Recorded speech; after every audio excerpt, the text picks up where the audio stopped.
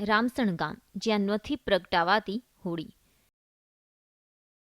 છેલ્લા 200 વર્ષથી ગામમાં નથી થયું હોળિકા દહન. સાધુ સંતોના શ્રાપના કારણે લોકોમાં છે ભય. હોળિકા દહનને લઈ ગ્રામજનોમાં છે ડર.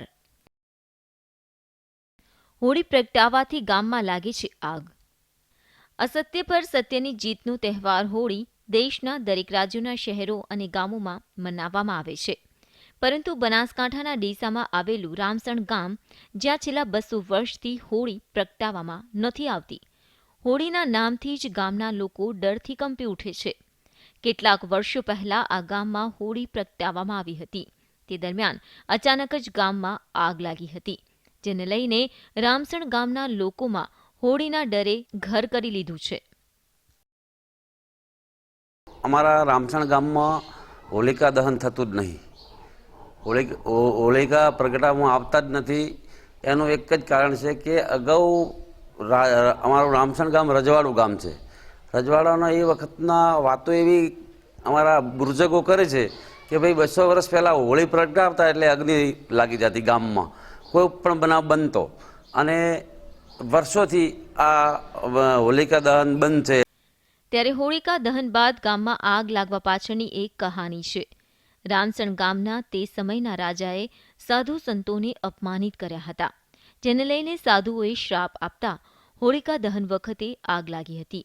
જોકે ત્યારબાદ પણ ગામના લોકોએ હોળી પ્રગટાવવાનો પ્રયત્ન કર્યો, પરંતુ ફરી ગામમાં આગ લાગી અને આવું 3 વખત થયું.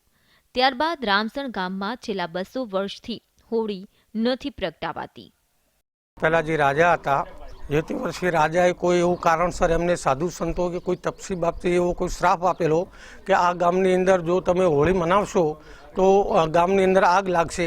એવું લગભગ 3-4 વખત થયું. આગ લાગી એટલે આ ગામના જે પ્રજાઓ તે એમને એવો ભય પડ્યા કે હવે ફરીથી આપણે જો હોળી દહન કરશું તો ફરીથી આગ લાગશે. એવો એક રામસણ ગામમાં એક ભય અને માહોલ એક ઊભો થયેલો. આગળ 3 વખત આવું થયું હતું. એટલે આ ગામમાં હોળી દહન થતું નથી, અને જો થાય તો ગામની પ્રજાને એવું છે કે ફરીથી આગ લાગશે. બનાસકાંઠાના રામસણ ગામમાં આજે પણ લોકો ડરેલા અને ભયભીત છે, જેના કારણે રંગોના તહેવાર હોળીની ઉજવણી નથી કરાતી. લોકો આજે પણ શાપિત ભૂમિથી ડરેલા છે કે જો હોળી પ્રગટાવીશું તો ફરીથી ગામ આગની ઝપેટમાં ન આવી જાય. હોળીની આજે ધૂમ મચી રહી છે, ત્યારે બનાસકાંઠાનું રામસણ એક એવું ગામ છે કે જે છેલ્લા 200 વર્ષથી સ્થાનિકોએ હોળી જોઈ નથી. સ્થાનિકોને અપાયેલા શ્રાપના કારણે આ ગામમાં હોળી મનાવાતી નથી. જોકે આ શ્રાપ ક્યારે દૂર થશે તેમજ સ્થાનિકો ક્યારે હોળીની રંગ મચાવશે એ તો આવનારો સમય બતાવશે. Hasmukh Patel, ATV news, Banaskantha.